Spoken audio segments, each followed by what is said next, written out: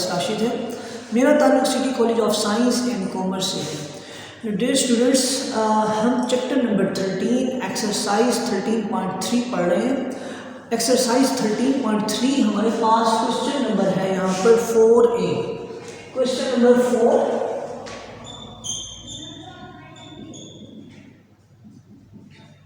Part हमारे पास है ए और एक्सरसाइज हमारे पास है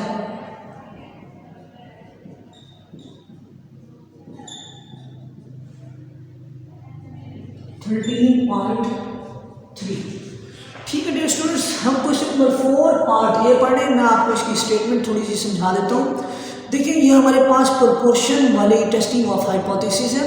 देखिए हमारे पास कह रहा है a coin is tossed 100 times. एक कॉइन हमारे पास 100 दफ़ा क्या हो रहा है, टॉस हो रहा है। एंड 38 हेड आर ऑब्टेन्ड, जिसमें से 38 क्या है हमारे पास हेड्स हैं। तो सक्सेस क्या होती है हमारे पास, एक्स होती है। एक कॉइन हमारे पास 100 दफ़ा टॉस हो रहा है, जिसमें से नंबर ऑफ हेड्स हमारे पास कितने हैं, 38 है। आपने यहाँ से इसकी प्रोपोर्शन फाइंड कर लेनी है। आगे देखिए उसने क्या क्लेम किया, is there evidence at the 2% level that the coin is biased in favor of tails। कह रहे हैं हमारे पास is there evidence that 2% level that the coin is biased in favor of tails। ये उसने क्लेम किया। यहाँ पर उसने ये कहा है कि एक कॉइन है हमारे पास। देखिए जब कॉइन को टॉस करते हैं आपके पास क्या आउटकम्स आते हैं, हेड एंड टेल। जब हेड आएगा तो उसकी प्रोबेबिलिटी भी हमारे पास क्या होगी, 1/2, और जब टेल आएगा उसकी भी प्रोबेबिलिटी आपके पास 1/2 है। तो आप इससे यहाँ से आप क्या करेंगे, हाइपोथेसिस बनाएंगे। ये 1/2 से आपने यहाँ 0.5 लिखा। अब उसने ये कहा है कि in favour of tails, tail की फेवर में क्या है हमारे पास इसका है पड़ा। तो हमारे पास जो इसका अल्टरनेट हाइपोथेसिस है वो है H1 pi is less than 0.5। तो हमारे पास जो इसका दूसरा जो हमारे पास बनेगा लेवल ऑफ सिग्निफिकेंस स्टेप होता है नंबर 3 टेस्ट स्टैटिस्टिक्स। हम जनरल प्रोसीजर को फॉलो करते हुए चलेंगे। देखिए हमारे पास जो दूसरा स्टेप है वो है लेवल ऑफ सिग्निफिकेंस।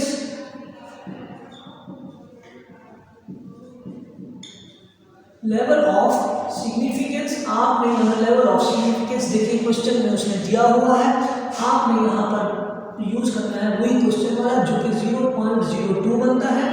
नंबर 3 हमारे पास क्या है, टेस्ट स्टैटिस्टिक्स। टेस्ट स्टैटिस्टिक्स आप जी टेस्ट में यूज करेंगे क्योंकि हमारे पास जो यहाँ पर यूज हो रही है वो है P minus pi over pi naught into 1 minus pi naught over n। आपने ये टेस्ट स्टैटिस्टिक्स यूज की। इसके बाद जो नेक्स्ट स्टेप होता है हमारे पास डियर स्टूडेंट्स वो होता है कैलकुलेशन का। आपने करनी है कैलकुलेशन। जो आपके पास डेटा होता है आप उसके अकॉर्डिंग कैलकुलेशन कर रहे होते हैं। देखिए हमारे पास जो फोर्थ स्टेप है कैलकुलेशन का है,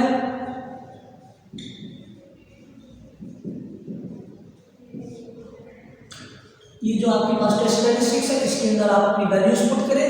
देखिए P हमारे पास कितनी है 0.38 माइनस, अब देखिए यहाँ पर पाई कितना है 0.5,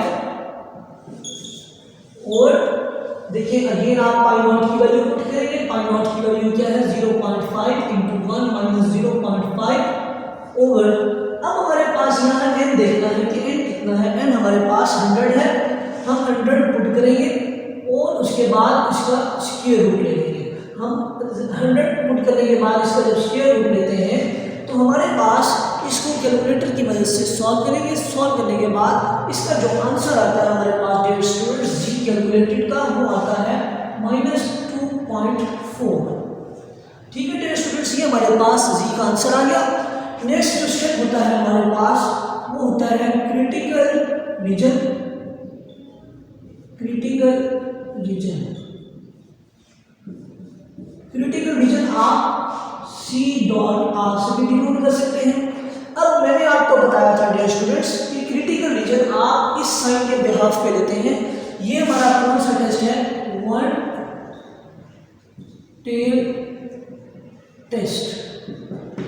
तो ये देखिए हम अब क्या करेंगे, z is less than alpha, ये आपने इसके अकॉर्डिंग ये साइन ले लिया। अब आप क्या करेंगे, यहाँ वैल्यूज निकालें। देखिए हमारे पास ये वैल्यू अभी आप एज इट इज लिखिए, z is less than z alpha, जो आपने यूज करना है लेवल ऑफ सिग्निफिकेंस 0.02। अब आप जाएं टेबल में, फ्रॉम टेबल 10b, आप वहां से जब इसकी वैल्यू लें, इसकी वैल्यू ऑफ स्टूडेंट्स हमारे पास आती है 1.645, और इस z की वैल्यू जो अभी कैलकुलेट किया आपने वो है -2.4। ये है हमारे पास इसका क्रिटिकल रीजन। नेक्स्ट हमारे पास जो लास्ट स्टेप होता है स्टूडेंट्स, वो होता है कंक्लूजन का, कंक्लूजन या decision rule.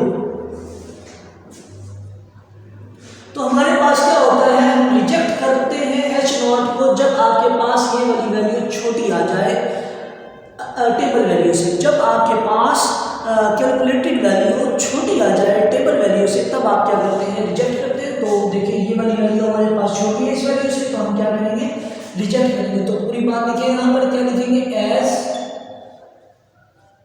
calculated value is less than our table value, so we reject H0। हम अपने नल हाइपोथेसिस को यहाँ पर रिजेक्ट कर रहे हैं। तो ये है हमारे पास part A, question 4 part A हमारा यहाँ कंप्लीट हुआ। डियर स्टूडेंट्स, हमारे पास अब क्वेश्चन नंबर 4 पार्ट बी है। देखिए हम डाटा लिख लेते हैं। सबसे पहले डाटा हम अपनी स्टेटमेंट से लेते हैं। डाटा मैं आपको बता देता हूँ कि किस तरह लेना है। देखिए क्वेश्चन नंबर 4 पार्ट बी, मैं स्टेटमेंट पढ़ रहा हूँ। अ कॉइन इज टॉस्ड 400 टाइम्स। देखिए 400 टाइम्स एक कॉइन क्या हो रहा है, टॉस हो रहा है। तो हमारे पास यहाँ n की वैल्यू 400 हो जाएगी। देन हमारे पास क्या है, and it turns up head 216 times. क्या है, जो हेड है वो 216 टाइम्स टर्न अप हुआ है। Discuss whether the coin may be an unbiased one. क्या है, डिस्कस करें कि क्या कॉइन बाइस्ड है या अनबाइस्ड है। तो हमारे पास मैंने आपको इसका जो पार्ट ए है उसमें भी बताया है कि हमारे पास जब एक कॉइन टॉस होता है तो उसमें हमारे पास उसकी दो ही प्रोबेबिलिटीज़ होती हैं, हेड एंड टेल। तो उन दोनों की जो प्रोबेबिलिटी है वो होती है 0.5, या तो हेड 0.5 आएगा या टेल आएगा, तब भी 0.5 यानी 1/2 प्रोबेबिलिटी है। तो ये हमारे पास फर्स्ट है जो कि हमने लिख दिया, formulate the null and alternate hypothesis. Then हमारे पास जो सेकंड स्टेप है वो हमारे पास क्या है, लेवल ऑफ सिग्निफिकेंस। उसी तरह जैसे पिछला क्वेश्चन किया था,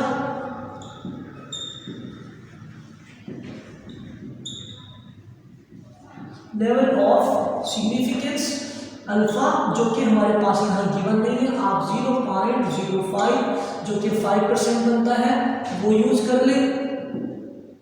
थर्ड स्टेप हमारे पास क्या होती है, टेस्ट स्टैटिस्टिक्स।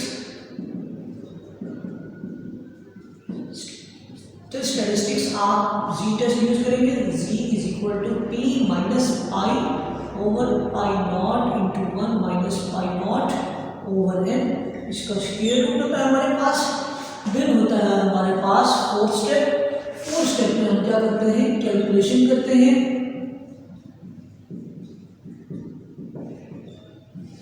कैलकुलेशन में हम क्या करेंगे, अपनी वैल्यूज को पुट करेंगे जाकर।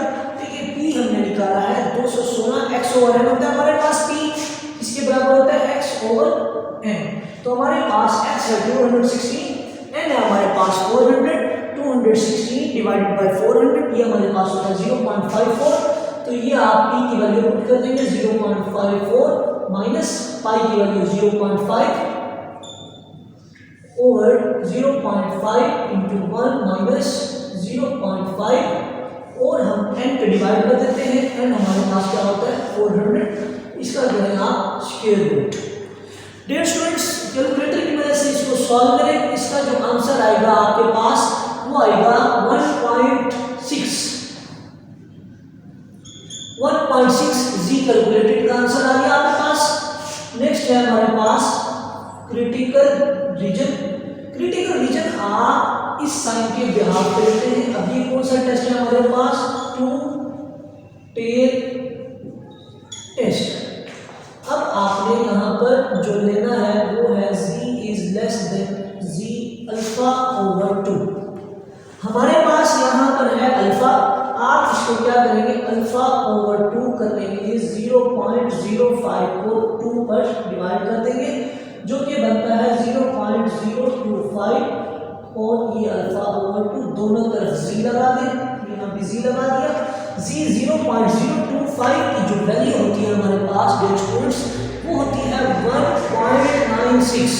तो यहाँ आप क्या लिखेंगे, z 0.025 लेस देन z।